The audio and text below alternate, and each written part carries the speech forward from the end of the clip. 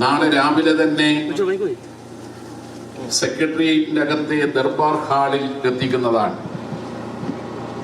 ഇന്ന് ആരെങ്കിലും AKG പഠന ഗവേഷണ കേന്ദ്രത്തിൽ ഭൗതിക ശരീരം കാണാൻ വിട്ടുപോയിട്ടുണ്ടെങ്കിൽ അവർക്കെല്ലാവർക്കും ദർബാർ ഹാളിൽ VSന്റെ ഭൗതിക ശരീരം അവസാനമായി ഒരു നോക്ക് കാണാൻ സൗകര്യമൊരുക്കുന്നുണ്ട്.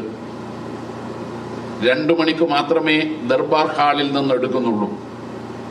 അതുകൊണ്ട് എല്ലാവരും ഈ ക്രമീകരണവുമായി സഹകരിക്കണം എന്ന് അഭ്യർത്ഥിക്കുകയാണ്.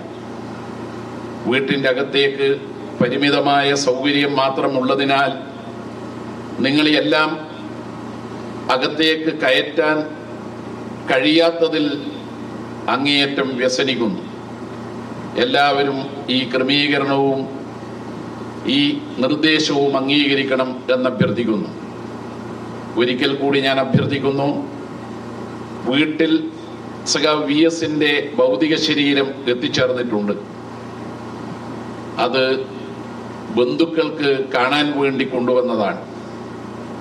മറ്റുള്ളവർക്ക് വീട്ടിൻ്റെ അകത്ത് പരിമിതമാണ് സൗകര്യം എന്നതുകൊണ്ട് അവിടെ പ്രവേശനം അനുവദിക്കാൻ നിർവാഹമില്ല എന്നത് വളരെയേറെ വ്യസനത്തോടെ നിങ്ങളെ അറിയിക്കുന്നു.